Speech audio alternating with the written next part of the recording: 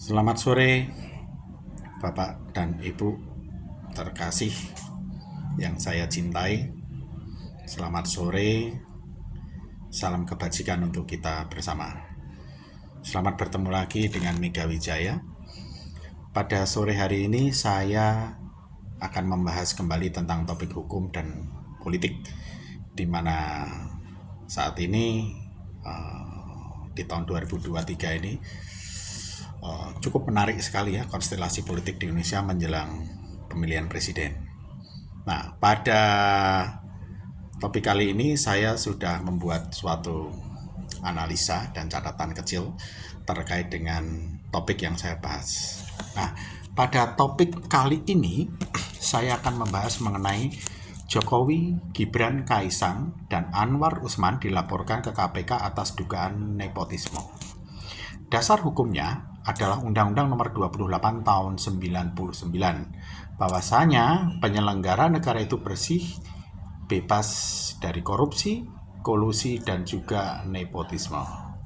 Definisi dari nepotisme ini menurut Undang-Undang Nomor 28 Tahun 99 adalah perbuatan hukum penyelenggara negara melawan hukum, dalam arti untuk keuntungan keluarga, untuk keuntungan dari kroninya di atas kepentingan masyarakat, bangsa, dan juga negara. Pemicunya adalah Anwar Usman sebagai satu, Ketua Mahkamah Konstitusi. Yang kedua, sebagai Ketua Majelis Hakim dalam sidang tentang upgrade atau bagaimana caranya merevisi umur sebagai cawapres. Lalu juga yang ketiga adalah si Anwar Usman itu ada sebagai adik ipar dari Jokowi. Dan juga Anwar Usman ini adalah paman dari Gibran Raka Buming Raka dan Kaisang Pangarep. Tindakannya itu telah menyalahi kode etik bahwa Ketua Majelis Hakim menjabat pula sebagai Ketua Mahkamah Konstitusi. Itu yang pertama. Yang kedua adalah telah menyetujui batas umur cawapres untuk direvisi di bawah umur 40 tahun dan punya pengalaman menjadi kepala daerah. Hal inilah yang mengakibatkan masyarakat curiga adanya kolusi karena bisa memuluskan jalan Gibran Raka Buming Raka menjadi cawapres. Di samping itu pula kita ketahui bersama bahwa yang berhak membuat dan mengesahkan undang-undang itu berlaku adalah DPR.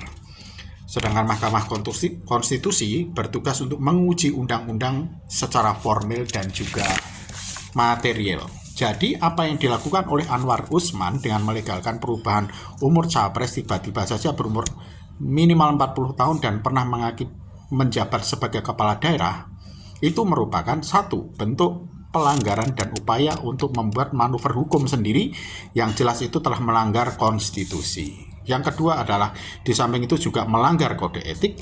Yang ketiga adalah melakukan pelanggaran hak dan kewajiban. Yang keempat adalah penyalahgunaan kekuasaan. Dan yang kelima adalah merekayasa kebijakan konstitusi. Berdasarkan hal tersebut, Anwar Usman dilaporkan ke Mahkamah Kehormatan Mahkamah Konstitusi dengan tuntutan melakukan pelanggaran kode etik. Hal yang kedua adalah dari Tim Pembela Demokrasi Indonesia atau TPDI dan Persatuan Advokat Nusantara mengajukan gugatan ke KPK dengan dasar gugatan. Yang pertama, Undang-Undang Dasar tahun 1945 ayat 1 dan 3 TAP MPR nomor 11 MPR tahun 98 yang isinya mengenai penyelenggaraan negara bebas korupsi, kolusi, dan nepotisme. Yang kedua, TAP MPR nomor 8 tahun 2001 tentang rekomendasi arah kebijakan pemberantasan korupsi, kolusi, dan nepotisme. Yang ketiga adalah Undang-Undang Nomor 28 Tahun 99 tentang penyelenggara negara yang bersih dari korupsi, kolusi, dan nepotisme. Dan yang keempat adalah Undang-Undang Nomor 31 Tahun 99 mengenai pemberantasan tindak pidana korupsi serta Undang-Undang Nomor 18 Tahun 2003 tentang advokat. Dengan bukti-bukti yang ada di lapangan terkait pemahaman kolusi adalah satu, Joko Widodo adalah presiden. Yang kedua, Gibran Raka Buming Raka duduk di pemerintahan sebagai wali kota Solo di era Joko Widodo. Yang ketiga, Gibran Raka Buming Raka dalam kontestasi pemilu 2023 menjadi calon wakil presiden dari kubu Prabowo. Yang keempat, Kaisang Pangarep jadi ketua partai PSI ya sebagai ketua umum. Dan yang kelima, Bobi Nasution menjadi wali kota Medan di era pemerintahan Joko Widodo.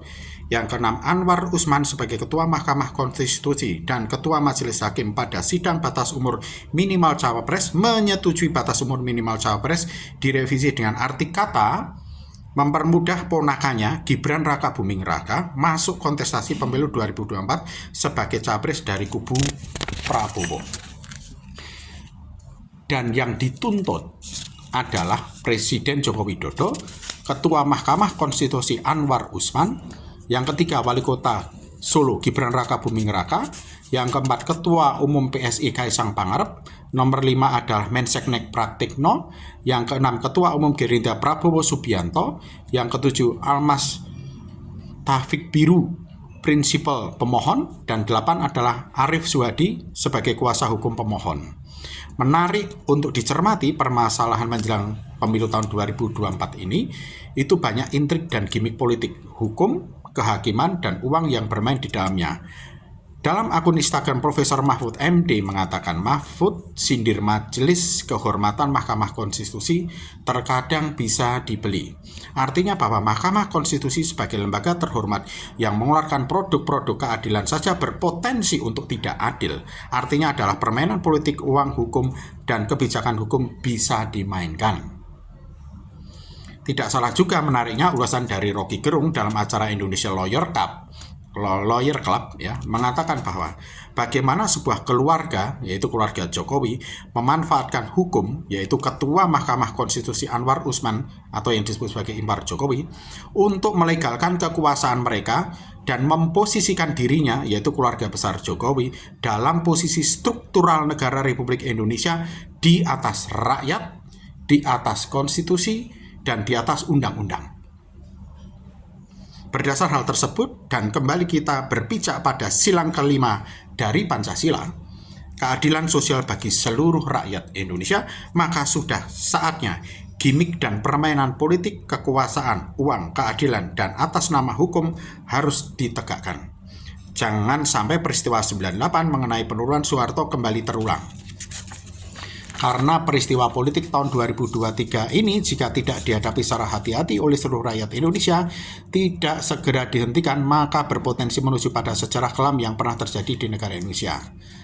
Nepotisme berpotensi untuk ranah-ranah struktural dalam pemerintahan atau ketatanegaraan yang harusnya dicapai dengan proses yang distandarkan. Begitu ada unsur-unsur nepotisme dalam ranah ketatanegaraan dalam kaitannya dengan struktur kepemerintahan, standar dari pencapaian posisi tersebut dikesampingkan, tak lain tak bukan untuk menumpuk kekayaan bersama, untuk berkuasa bersama, untuk mengatur regulasi pemerintahan secara bersama-sama, untuk bagi-bagi proyek bersama-sama, membuat permufakatan bersama yang marah pada dan demi keuntungan pribadi atau kelompok, bukan untuk keuntungan rakyat dan negara. Ini jika dibiarkan berlarut-larut, yang dirugikan adalah rakyat, uang negara, aset negara. Berdasarkan hal tersebut, untuk memutuskan rantai kolusi, maka kekuasaan dari pemerintahan harus dihentikan, tidak adanya jabatan struktural diberikan, semua kroni-kroninya dibebas tugaskan dari semua tanggung jawab yang selama ini diembannya, dan rakyat tidak memberi dukungan. Nah, ini adalah ulasan mengenai permasalahan yang saat ini sedang marak, ya, kaitannya dengan isu nepotisme yang marak terjadi dengan konstelasi politik saat ini, ya. Saya tidak bermaksud untuk mendiskreditkan siapapun, tetapi memberikan wawasan kepada siapapun juga, ya, agar untuk bersikap objektif dan netral. Jadi siapapun presidennya ke depan akan kita dukung, tetapi objektivitas dan berpikir nalar dan juga berpikir tajam dan juga berpikir kritis harus tetap kita bangun.